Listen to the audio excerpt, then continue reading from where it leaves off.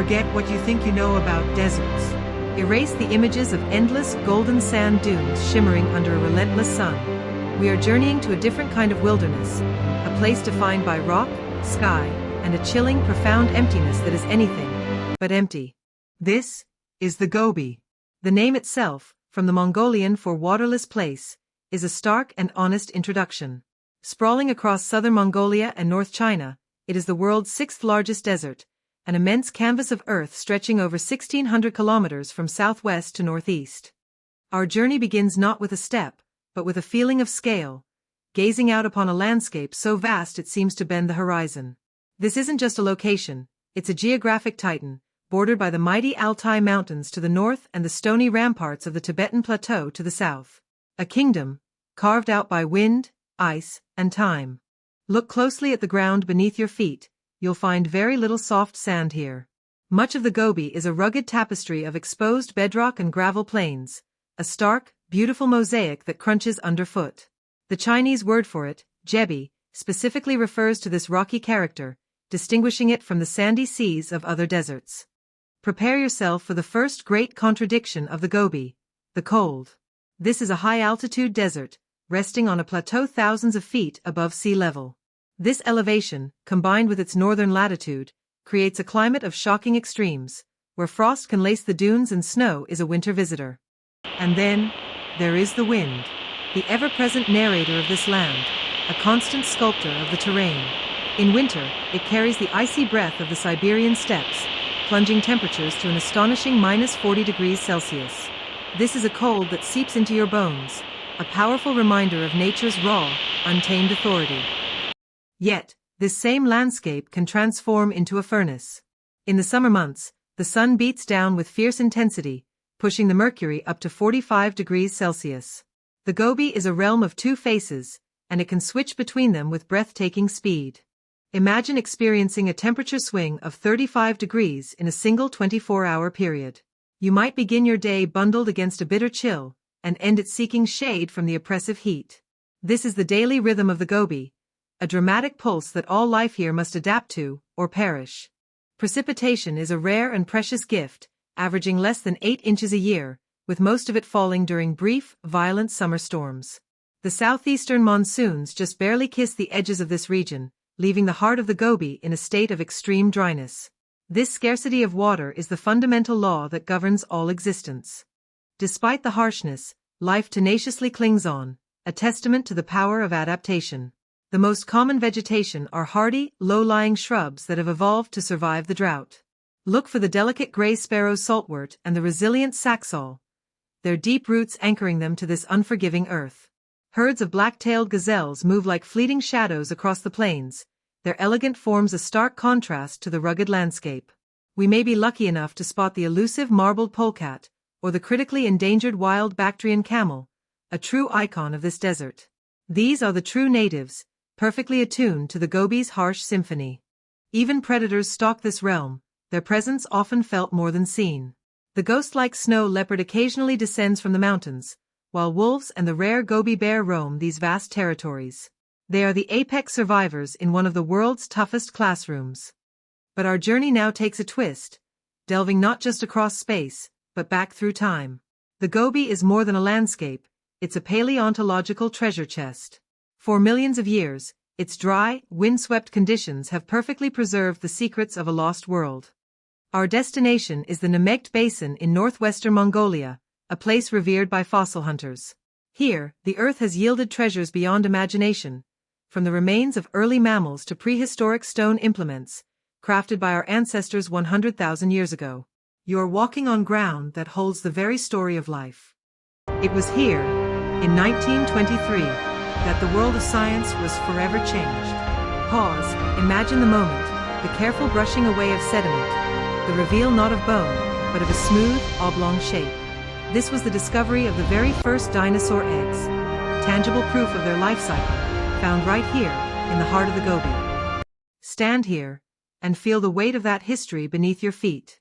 The reddish, eroded cliffs around us, famously known as the Flaming Cliffs, have guarded these secrets for over 70 million years. We are not just tourists, we are pilgrims in a prehistoric cathedral. The Gobi is crisscrossed by ancient trade routes, pathways beaten into the earth by millennia of human passage. We are following in the footsteps of traders, warriors, and nomads who navigated this immense space. The route from Kalgan at the Great Wall to Ulaanbaatar is one such artery, a lifeline of history that still echoes with the ghosts of caravans. The people of the Gobi, primarily nomadic herders, possess a resilience that mirrors the landscape itself. For generations, they have moved with the seasons, their lives intricately woven with the well-being of their livestock. Their knowledge of this land is not learned from maps, but inherited through blood and sung in their stories. Listen to the silence, and you might hear the stories of the tana, the wild onion that dots the landscape. Mongolians claim this humble plant is the secret to the unique, hazelnut-like flavor of arag, their cherished fermented camel's milk. It is a taste of the Gobi itself, a flavor born from hardship and survival. However, a new story is being written across this ancient landscape, one of struggle and change.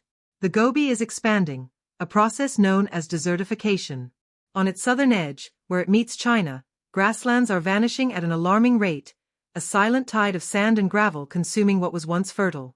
This expansion is largely driven by human activity. Overgrazing, deforestation, and the depletion of precious water resources, accelerated by a changing global climate. The increasing frequency of dust storms is a visible symptom of this ailment, a choking reminder of the fragile balance we have disturbed. But in this story of loss, there is also a story of immense effort and hope. China has embarked on one of the most ambitious ecological projects in human history. They call it the 3 North Shelter Forest Program, but it's known to the world as the Green Great Wall. Imagine a wall not of stone, but of living trees, a massive belt of aspen and other fast-growing species being planted to halt the desert's advance. This monumental undertaking aims to reverse desertification, a testament to humanity's capacity to both harm and heal. It is a battle for the future, waged with seedlings and shovels. To truly understand the Gobi, we must see it not as one desert, but as a continent of deserts, a collection of 5 distinct ecoregions. Our journey now takes us through these varied landscapes, each with its own unique character and personality. First, we enter the eastern Gobi Desert steppe. This region is a mosaic of broad, flat depressions, salt pans, and low, flat-topped mountains. Streams are more frequent here, and the grass grows more abundantly, a softer, greener introduction to the harshness that lies beyond. It is a land of subtle gradients and vast, open skies. Now we venture west, into the Alashan Plateau semi-desert. Here, the terrain becomes more dramatic, a land of desert basins caught between the towering Chilean mountains and the Gobi Altai range. The landscape feels grander, more imposing, as if we are entering the desert's inner sanctum. Further north lies the Gobi Lakes Valley Desert Steppe, a region defined by the space between 2 great mountain ranges. It is a corridor of life, a valley where the mountain's scarce water collects, creating oases of relative abundance. This is where the desert's pulse feels strongest. Continuing our westward arc, we arrive in the Dzungarian Basin semi-desert. The Mongolians call this a true Gobi, a land of sparse, fragrant herbage, perfect for camels and hardy goats. It is said that the mutton from this region is the most aromatic in the world, a flavor infused with the woody, wild plants of the basin. Here, the mighty Tian Shan, the heavenly mountains, create a dramatic barrier. Rivers fed by their snow and glaciers flow down into the plain, fanning out to form great marshes thick with reeds. It's a surprising burst of wetlands in the heart of an arid world, a testament to the life-giving power of the mountains.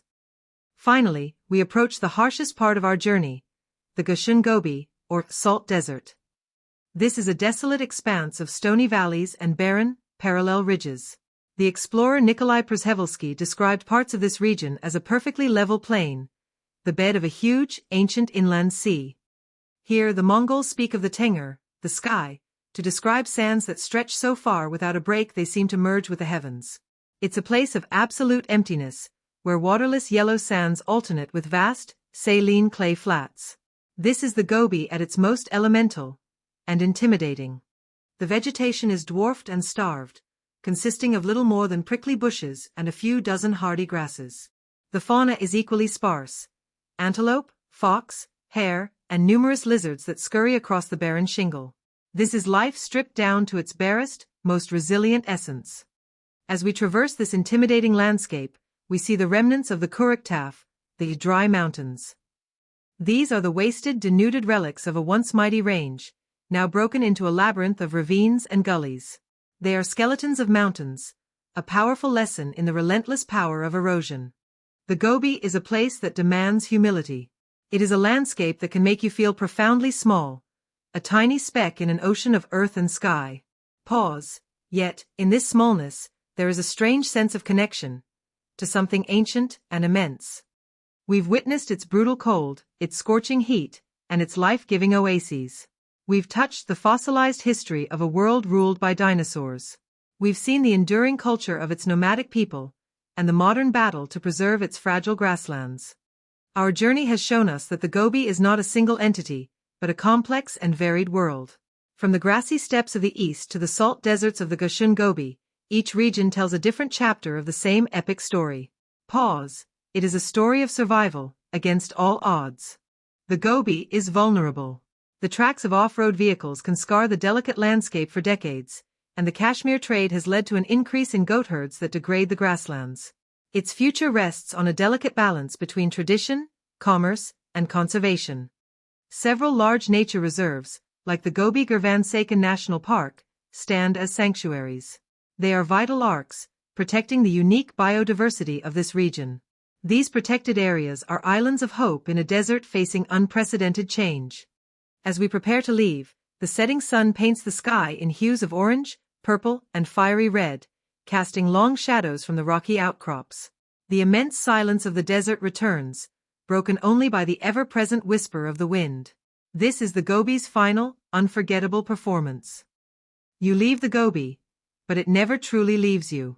You carry with you the feeling of its infinite space, the memory of its biting wind, and the profound lesson that even in the most waterless of places, life, history, and beauty can flourish in the most extraordinary ways.